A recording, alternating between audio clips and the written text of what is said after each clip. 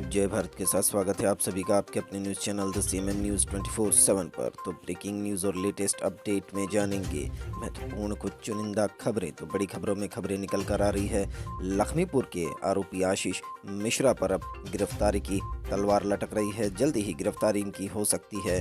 उसी के साथ सुप्रीम कोर्ट आज लखीमपुर के मामले में सुनवाई करने जा रहा है। स्वतः संज्ञान लिया है सुप्रीम कोर्ट ने, क्योंकि ये मामला बहुत ही विवादित हो गया था और यूपी की गवर्नमेंट इस मामले के लिए कुछ ठोस कदम नहीं उठा रही थी। इसी के साथ खबर आ रही है अंशु मलिक वर्ल्ड चैंपियनशिप में सिल्वर मेडल जीतने वाली पहली भारतीय महिला रेसलर बन चुकी है। उसी के साथ कश्मीरी पंडितों की रक्षा करने में सरकार नाकाम, अनुच्छेद 370 हटाने से आतंकवाद नहीं रुका, कांग्रेस का बयान राहुल गांधी ने दिया। उसी के साथ जापान से खबर आ रही है। टोक्यो में आया था 6.1 तीव्रता का भूकंप, सुनामी का कोई खतरा नहीं, खतरा टल चुका है। इसके साथ जानेंगे सोने चांदी का भाव, सर्राफा बाजार का हाल और भारत के मौसम का अगले 24 घंटे का पूर्वानुमान क्या कहता है। तो बने रहिए वीडियो के एंड तक, सारी की सारी खबरें आपके लिए बहुत ही महत्वपूर्ण हैं। तो हेलो दोस्तों, आज तारीख हो चुकी है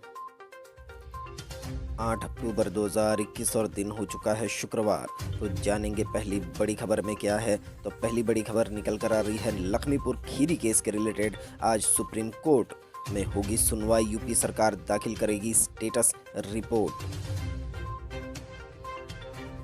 लखीमपुर खीरी मामले में आज उत्तर प्रदेश सरकार को सुप्रीम कोर्ट में स्टेटस रिपोर्ट दाखिल करके यह बताना है कि लखीमपुर खीरी केस में उसने अब तक क्या क्या किया है। वहीं इस मामले के आरोपी केंद्रीय मंत्री अजय मिश्रा के बेटे आशीष मिश्रा पर गिरफ्तारी की तलवार लटकी हुई है। पुलिस ने पूछताछ के लिए आशीष मिश्रा को बुलाया है। सुप्रीम कोर्ट ने कल सुनवाई के दौरान यूपी सरकार के आज स्टेटस रिपोर्ट दाखिल करने को यूपी सरकार को कहा है। चीफ जस्टिस की अध्यक्षता वाली बेंच ने इस दुर्घटना को दुर्भाग्यपूर्ण बताया था और सरकार से ब्यौरा देने के लिए कहा था। अब तक उसने इस केस में क्या क्या कार्रवाई की है। इससे पहले यूपी सरकार ने सुप्रीम कोर्ट में कहा था कि इस मामले में एसआईटी का गठन किया गया है, एफआईआर दर्ज की गई है। यूपी सरकार के जवाब पर सीजेआई ने कहा कि आरोप ये है कि आप जांच सही से नहीं कर रहे हैं। इस पर यूपी सरकार ने कहा कि हमने इस मामले में न्यायिक आयोग का गठन भी किया है और हाईकोर्ट के रिटायर्ड जज की अगुवाई में जांच टीम बना दी गई है। इसके बाद सीजेआई की अध्यक्षता वाली बेंच ने पूरे मामले पर स्टेटस रिपोर्ट दाखिल करने को कहा है। तो सुप्रीम कोर्ट ने अब पब्लिक डिमांड को ध्यान में रखते हुए लोगों को ये लग रहा था और सभी को जाहिर ही है कि यूपी सरकार इस मामले में कोई ठोस कदम नहीं उठा रही है, इसलिए आज सुप्रीम कोर्ट इस मामले पर सुनवाई करने जा रहा है। बढ़ते अगली खबर की ओर। अगली खबर में है लखीमपुर खीरी कांड, आशीष मिश्रा पर लटकी गिरफ्तारी की तलवार, पूछताछ के लिए पुलिस लाइन बुलाया गया। तो स्क्रीन पर देख रहे हैं आप दोस्तों, ये शख्स इसी ने एक्सीडेंट किया है, ऐसा आरोप है। तो आरोपों के घेरे में है आशीष मिश्रा। उसी के रिलेटेड ये खबर आ रही है। लखीमपुर खीरी कांड में एक तरफ सियासत चल रही है तो दूसरी तरफ जांच भी तेजी से अब आगे बढ़ गई है, उसके आसार दिख रहे हैं। जब से सुप्रीम कोर्ट ने स्वतः संज्ञान लिया है, हमने आपको खबर बताई, तो उसी के रिलेटेड ये भी खबर है। पुलिस ने अब 2 आरोपियों को अब तक गिरफ्तार किया है। आज केंद्रीय मंत्री अजय मिश्रा के बेटे आशीष मिश्रा को सुबह 10 बजे पुलिस लाइन में हाजिर होने का समन दिया गया था। पुलिस ने केंद्रीय मंत्री के घर पर नोटिस चस्पा किया है। इस नोटिस में आशीष मिश्रा को जांच के लिए शामिल होने को कहा गया है। इस मामले में जो एफआईआर दर्ज की गई है उसमें आशीष मिश्रा समेत 7 आरोपियों के नाम हैं। इनमें बनबीरपुर के लवकुश और निघासन तहसील के आशीष पांडे को पुलिस गिरफ्तार कर चुकी है। 3 आरोपियों की मौत के मौके पर हो चुकी है, जबकि 2 गिरफ्तारी अभी भी बाकी है। 2 आरोपियों की गिरफ्तारी पूछताछ के बाद की गई है। अब पुलिस ने आशीष मिश्रा को बुलाया है। बढ़ती अगली खबर की और। अगली खबर में है Mumbai drug bust live update, Aryan Khan की जमानत याचिका पर आज होगी सुनवाई।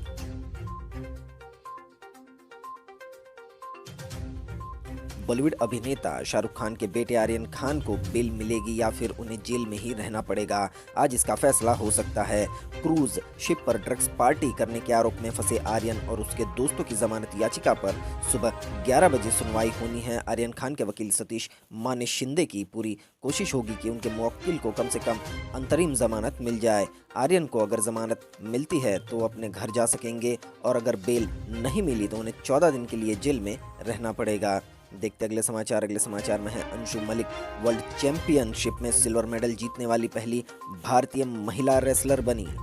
जी हाँ दोस्तों, अंशु मलिक भारतीय महिला रेसलर बनी है, पहली भारतीय महिला रेसलर बनी है जो वर्ल्ड चैंपियनशिप में सिल्वर मेडल जीत कर आई है। सीएमएम की तरफ से इन्हें सलाम किया जाता है। देखते हैं खबर में क्या है। भारत की महिला रेसलर अंशु मलिक ने नॉर्वे के ओस्लो में चल रहे वर्ल्ड रेसलिंग चैंपियनशिप में 57 किलोग्राम भार वर्ग में वेट कैटेगरी में सिल्वर मेडल जीतकर इतिहास रच दिया है। अंशु मलिक वर्ल्ड चैंपियनशिप में सिल्वर मेडल जीतने वाली पहली भारतीय महिला रेसलर है। अंशु 57 किलोग्राम इस प्रतिष्ठित टूर्नामेंट के फाइनल में अमेरिका की हेलन मोरेलिस के हाथों हार का मुंह देखना पड़ा था। इससे पहले 19 साल की अंशु ने तकनीकी श्रेष्ठता के आधार पर सोमोलिया विंग को हराते हुए फाइनल में जगह बना ली थी। देखते अगले समाचार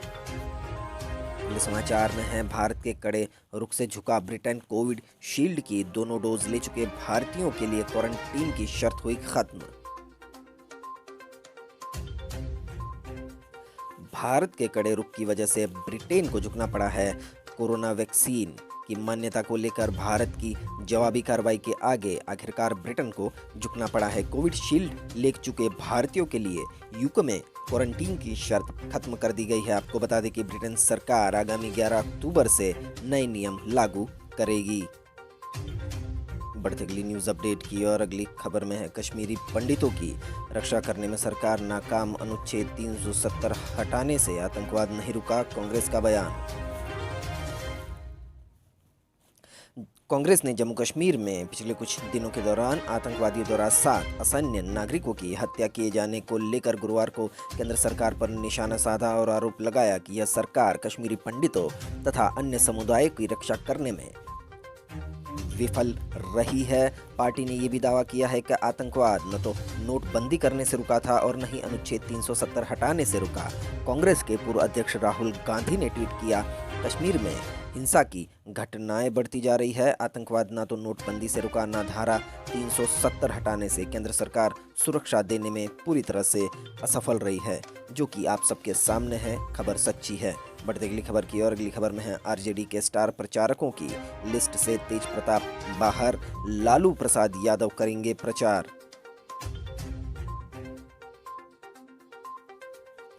राष्ट्रीय जनता दल यानी आरजेडी ने बिहार में 2 सीटों पर होने वाले उपचुनाव को लेकर अपनी पार्टी के स्टार प्रचारकों की लिस्ट जारी कर दी है। तारापुर और कुशेश्वर स्थान विधानसभा सीट के होने वाले उपचुनाव के लिए आरजेडी ने कुल 20 स्टार प्रचारकों की लिस्ट जारी की है, लेकिन इस लिस्ट में लालू के बड़े बेटे तेज प्रताप यादव का नाम नहीं है। आरजेडी के स्टार प्रचारकों की सूची में आरजेडी सुप्रीमो लालू प्रसाद यादव, तेजस्वी यादव, अब्दुल बारी सिद्दीकी, श्याम रजक, तनवीर हसन, वृषण पटेल, मनोज कुमार झा, भरत मंडल समेत कुल 20 नेताओं के नाम शामिल है, लेकिन तेज प्रताप का नाम लिस्ट से गायब है, जबकि इससे पहले चुनाव में तेज प्रताप का नाम इस लिस्ट में शामिल होता रहा है।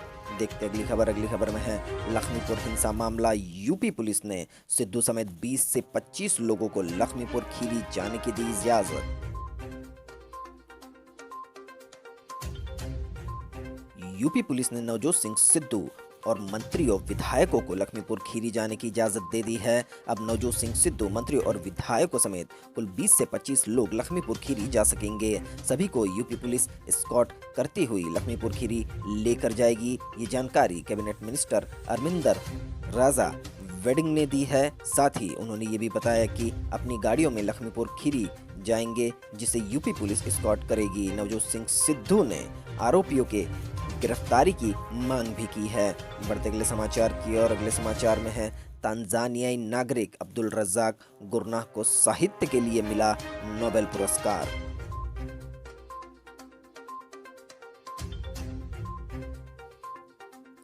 उपन्यासकार अब्दुल रज्जाक गुरनाह को साहित्य का प्रतिष्ठित नोबेल पुरस्कार दिया गया है। उपन्यासकार अब्दुल रज्जाक गुरनाह को निवेशवाद के प्रभावों और संस्कृतियों व महाद्वीपों के बीच की खाई में शरणार्थी की स्थिति के चित्रण के लिए साहित्य में 2021 नोबेल पुरस्कार से सम्मानित किया गया है। आप तो बता दें कि अब्दुल रज्जाक तांजानिया के उपन्यासकार हैं, जिन्हें इस साल साहित्य का नोबेल पारितोषिक मिलने जा रहा है। बढ़ती अगली खबर की और अगली खबर में है जापान में टोक्यो में आया 6.1 तीव्रता का भूकंप, सुनामी का कोई खतरा नहीं। जापान की राजधानी टोक्यो में गुरुवार रात को भूकंप के शक्तिशाली झटके महसूस किए गए। इस भूकंप की प्रारंभिक तीव्रता 6.1 मापी गई। भूकंप के झटकों के बाद अधिकारियों ने कहा कि सुनामी का कोई खतरा नहीं है। मौसम विज्ञान एजेंसी ने कहा कि टोक्यो के पूर्व में चिंबा प्रांत में भूकंप का केंद्र 80 किलोमीटर यानी 48 मील गहराई में था। भूकंप से इमारतें हिल गई, लेकिन जान माल के नुकसान की फिलहाल कोई खबर नहीं है। NHK सरकारी टेलीविजन ने अपने दफ्तर की एक तस्वीर प्रसारित की, जिसमें छत से लटकती वस्तुओं को तेजी से हिलते हुए देखा गया है। टोक्यो के सुनिगामी जिले में बिजली के तार भी हिल गए। NHK ने बताया कि शिनकानसेन सुपर एक्सप्रेस ट्रेन को अस्थायी रूप से रोक दिया गया। बढ़ते अगले समाचार की और अगले समाचार में है ओडिशा पर मंडराया चक्रवात का खतरा, बन सकता है उत्तर अंडमान सागर में कम दबाव का क्षेत्र, IMD ने दी जानकारी।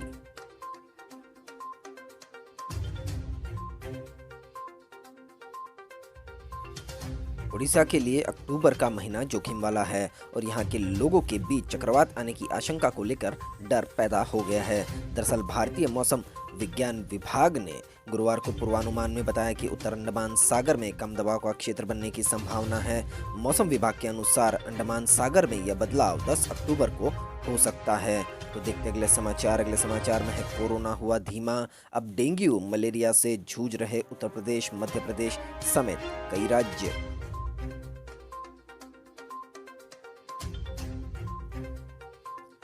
बारिश के मौसम के बाद अब देश में डेंगू और मलेरिया का प्रकोप हर साल बढ़ता रहता है, लेकिन इस बार पहले से ही लोग कोरोना महामारी से जूझ रहे हैं। इस साल केवल मध्य प्रदेश में डेंगू के मामलों का आंकड़ा 6,600 हो गया है। यहाँ सितंबर में 4,016 मरीज मिले हैं। स्वास्थ्य विशेषज्ञों का कहना है कि इस साल डेंगू से मरने वालों में अधिकतर वो लोग शामिल हैं जो पहले से दूसरी बीमारियों से पीड़ित थे। मरीजों के उपचार के लिए प्लेटलेट्स की भी मांग बढ़ी है। बढ़ते खबर की और अगली खबर में है कोरोना से मौत पर मुआवजे की प्रक्रिया शुरू। रायपुर में 15 अक्टूबर तक तहसील दफ्तर में कर सकते हैं आवेदन। CDAC सर्टिफिकेट जरूरी, ये CMA ऑफिस से मिलेगा।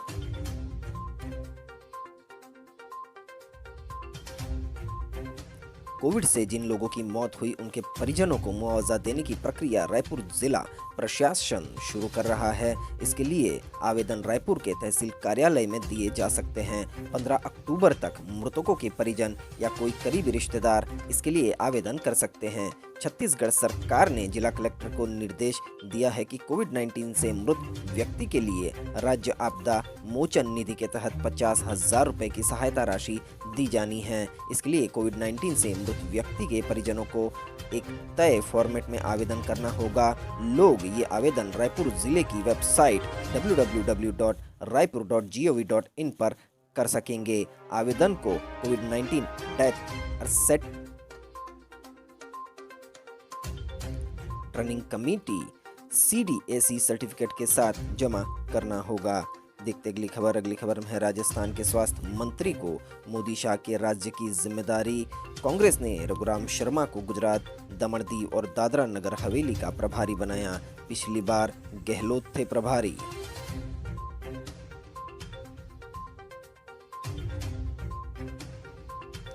राजस्थान के स्वास्थ्य मंत्री रघु शर्मा को कांग्रेस संगठन में जिम्मेदारी दी गई है। रघु शर्मा को गुजरात, दमन दीव और दादरा नगर हवेली का प्रभारी बनाया गया है। कांग्रेस के संगठन महासचिव KC वेणुगोपाल ने रघु शर्मा को प्रभारी बनाने के आदेश जारी कर दिए हैं। रघु शर्मा को AICC इंचार्ज बनाया है, लेकिन सचिव या महासचिव का पद नहीं दिया गया। अब तक राष्ट्रीय सचिव या महासचिव ही राज्यों के प्रभारी बनते आए हैं। रघु शर्मा को गुजरात जैसे राज्य का प्रभारी बनाए जाने पर कई तरह की सियासी चर्चाएं हैं। पिछले दिनों रघु शर्मा ने दिल्ली में राहुल गांधी के आवास पर अहम मुलाकात की थी। उस मुलाकात के बाद ही इस नई जिम्मेदारी की रूपरेखा बनी थी। आपको बता दें कि गुजरात में अगले साल विधानसभा चुनाव होने हैं। ऐसे में चुनावी राज्य के प्रभारी की जिम्मेदारी सौंपना काफ़ी अहम जिम्मेदारी मानी जा रही है। प्रधानमंत्री नरेंद्र मोदी और गृहमंत्री अमित शाह के गृह राज्य के प्रभारी की जिम्मेदारी देकर कांग्रेस हाईकमान ने रघु शर्मा को बड़ा टास्क देने के साथ सियासी मैसेज भी दिया है। देखते अगले समाचार। तो अगले समाचार में अब जानेंगे सर्राफा बाजार का हाल, क्या रहा सोने चांदी का भाव।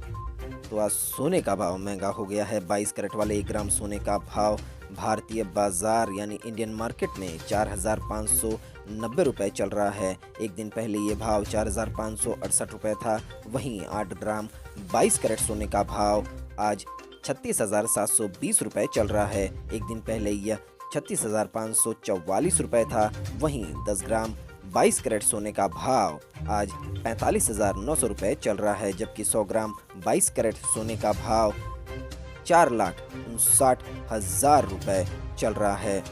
एक दिन पहले 100 ग्राम 22 कैरेट सोने का भाव 4,56,800 रुपये था। इसी के साथ 24 कैरेट सोने की बात करें तो 24 कैरेट सोने के भाव की बात करें तो इसमें 1 ग्राम 24 कैरेट सोने का भाव आज 4,690 रुपये चल रहा है। एक दिन पहले ये भाव 4,668 रुपये चल रहा था। वहीं 8 ग्राम सोने का भाव 3,07,520 रुपये चल रहा है, जबकि 10 ग्राम सोने का भाव 46,900 रुपये चल रहा है। 100 ग्राम 22 कैरेट सोने का भाव आज 4,69,000 रुपये चल रहा है। एक दिन पहले ये भाव 4,66,800 रुपये पर था। अब जानेंगे चांदी का भाव क्या चल रहा है। तो चांदी में भी तेजी देखने को मिली है। भारतीय बाजार में आज 1 ग्राम चांदी का भाव 61.20 रुपये है। एक दिन पहले ये भाव 60.70 रुपये था। वहीं 8 ग्राम चांदी का भाव आज 489.60 रुपये है। 10 ग्राम चांदी की भाव की बात करें तो 612 रुपये चल रहा है। वहीं 100 ग्राम चांदी का भाव 6,120 रुपये है। वहीं 1 किलोग्राम चांदी के भाव की बात करें तो 61,200 रुपये पर 1 किलोग्राम चांदी पहुंच चुकी है। इसी के साथ अब जानेंगे मौसम का पूर्वानुमान कैसा रहा पूरे भारत का, अगले 24 घंटों में कैसा रहेगा। तो अगले 24 घंटों के दौरान अंडमान निकोबार द्वीप समूह में हल्की से मध्यम बारिश के साथ कुछ स्थानों पर भारी बारिश हो सकती है। आंध्र प्रदेश, तेलंगाना के कुछ हिस्सों, कर्नाटक, कोंकण और गोवा, मध्य महाराष्ट्र के कुछ हिस्सों, मराठवाड़ा और विदर्भ, लक्षद्वीप, तटीय उड़ीसा, पश्चिम बंगाल और पूर्वोत्तर भारत के अलग अलग हिस्सों में हल्की से मध्यम बारिश हो सकती है। गुजरात में भी छुटपुट हल्की बारिश हो सकती है। दोस्तों आपको बता दें कि अब मॉनसून काफ़ी लंबा चला है इस साल, तो देरी से मॉनसून जा रहा है। कहीं कहीं अभी भी बारिश के हालात बने हुए हैं। गर्मी का कहीं कहीं माहौल है। अभी तक सर्दियां आने के आसार नहीं हैं, लेकिन थोड़े ही दिनों में सर्दियां शुरू हो जाएगी। तो इसी के साथ आज के ब्रेकिंग न्यूज़, लेटेस्ट अपडेट और महत्वपूर्ण चुनिंदा खबरें यहीं समाप्त होती है। वीडियो को पूरा देखने के लिए आप सभी का बहुत बहुत धन्यवाद। देश और दुनिया की खबरों के लिए सब्सक्राइब कीजिए द CMM न्यूज़ 24/7 को और बेल आइकन को भी प्रेस कर दीजिए ताकि हर रोज़ की न्यूज़ अपडेट की नोटिफिकेशन आपके मोबाइल पर मिल जाए। मिलते अगले न्यूज़ अपडेट के साथ। आपका दिन बेहद ही खुशनुमा रहे। Thank you, take care, good bye, Jai Bharat.